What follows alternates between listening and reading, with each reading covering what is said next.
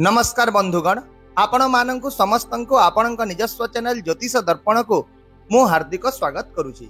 बंधुगण, जदि आपण जणे धनुराशि जात व्यक्ति तेबे एही भिडियोटी आपणक पई बहुत गुरुत्वपूर्ण हेबाकु जाउछि।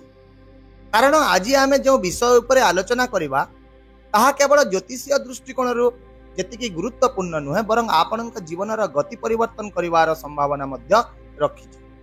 2 वर्ष पर शेष में आपण सफलतार द्वार खोलवाक जाऊँगी।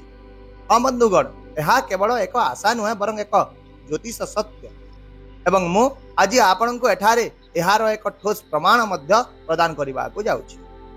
देखंतु, प्राय 2 वर्ष पूर्वे नवेम्बर 16, 2023 मसीह मंगल निजर राशि बिच्छा राशि रे प्रवेश करथिले एवं आपण जानती जे बिच्छा राशि हेउची धनु राशिर द्वादश घर। यार अर्थ हेउची सही समय रे मंगल धनु राशि द्वादश घरे रही एवं एबे ठीक 2 वर्ष पर अक्टोबर 27, 2025 रु डिसेम्बर 7, 2025 पर्यंत मंगल पुणी थे निज घर बिच्छा राशि रे रहिबे। तेणु यह कौन साधारण परिस्थिति नुहे, कारण जेतेबेले मंगल निज राशि रे प्रवेश करिथांती से आम जीवन रे नूतन कार्य, नूतन शक्ति एवं नूतन सफलतार द्वार खोली देथांती। तेबे एठारे प्रश्न उठुची जे एही आकस्मिक सफलतार विचारटा कौठु आसिल? यार उत्तर मध्य एही राशि रे ही रही। देखंतु, राशि चक्र अष्टम राशि है बिच्छा राशि एवं एही राशि को हठात घटनार रहस्यमय घटनार प्रतीक भाव में विवेचना करा जाए। अर्थात भल हेउ कि खराब हेउ, बिच्छा राशि से गुड़ी को हठात घटाई थाए एवं जेतेबेले एही राशि कर्ता मंगल निज घरे रही थांती, एही समय रे जहा किछि आकस्मिक भाव में घटे ता शुभ मंगलकारी एवं सफलता मिलिबा भली होई थाए। तेणु वर्तमान आसंतु बुझिबा जे मंगल महाराज एही समय रे आपणक पई केउ 5टी सफलतार द्वार खोलिबाकू जाउछन्ति। तेबे प्रथम द्वारटी हैला मंगलंकर स्थान, अर्थात आपणकर द्वादश घर। एही घर हेउची विदेश, निवेश, हॉस्पिटल, आमदानी रप्तानी एवं आध्यात्मिकता सहित जड़ित होइताय। तेबे वर्तमान मंगल जेहेतु निज घरे अछन्ति, यार अर्थ हेउची जे द्वादश घर सह जड़ित समस्त कार्य रे सफलतार प्रबल संभावना रहिबो। जदि आपण विदेश रे रहुचन्ति किंबा विदेशी सह जड़ित काम करुछन्ति तेबे यह सबुठारु अनुकूल समय हेबो। जदि आपण आमदानी रप्तानी किंबा विदेशी ग्राहकंक सहित जड़ित कोनोसी प्रकल्प रे मध्य जड़ित ताहेले थारे मध्य हठात लाभर द्वार खोलिबो। हॉस्पिटल, औषध किंबा चिकित्सा क्षेत्र रे जड़ित लोकंक पई किंबा चाकरी करुथबा किंबा स्वनियुक्त लोकंक पई एही समय स्थिरता एवं लाभ को मध्य प्रदान करिवो। कारण जेतेबेले द्वादश घरर कर्ता सही घरे ही अवस्थापित होइतांती, सही घर बहुत शक्तिशाली एवं फलप्रद हो जाए। तेबे आसंतु द्वितीय द्वार विषय रे आलोचना करिबा एवं यह मंगलंकर चतुर्थ दृष्टि सहित आपणक पई खोलिबाकू जाउछि। ध्यान दियंतु जे एही दृष्टिटी केवल मंगल महाराजकर रहिताए, अन्य कोनोसी ग्रहंकर पाखरे चतुर्थ दृष्टि न थाए। तेणु एथर मंगलंकर चतुर्थ दृष्टि धनु राशिर तृतीय घरे पड़ुछि, जो तृतीय घर की कठिन परिश्रम, साहस, प्रयास एवं जोगाजोग को प्रतिनिधित्व करिताए।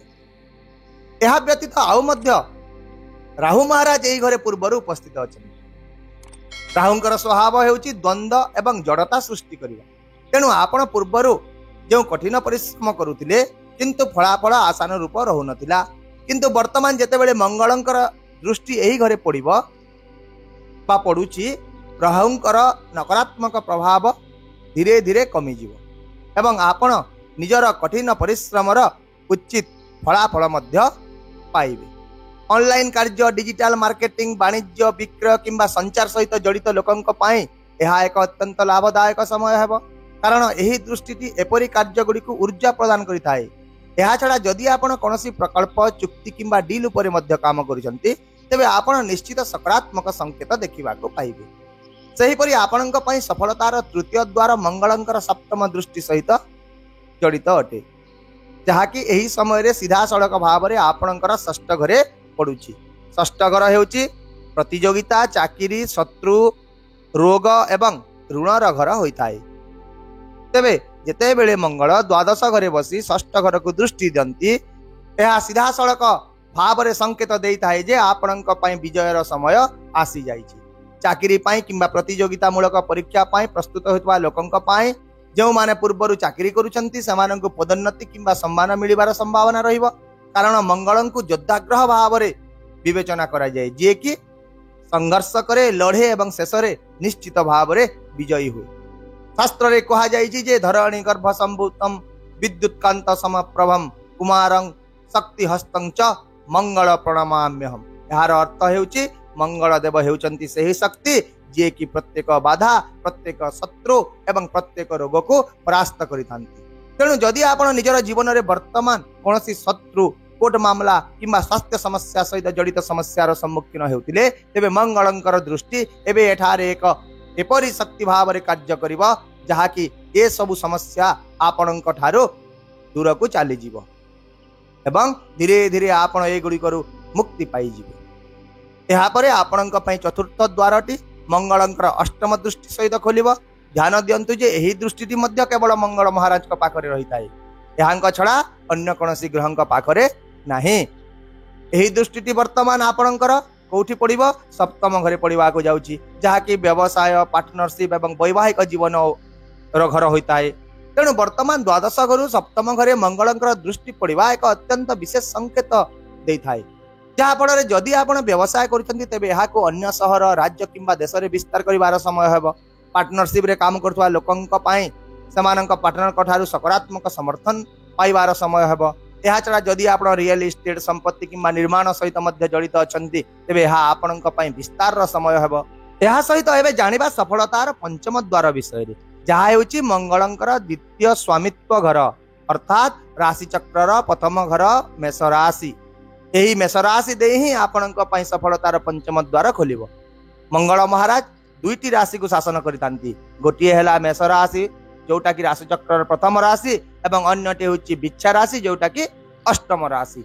जेहेतु वर्तमान मंगल बिच्छा राशि रे अछंती जहा कि अष्टम राशि तेणु तांकर प्रभाव प्रथम घरे मध्य अत्यंत प्रबल रहिबो।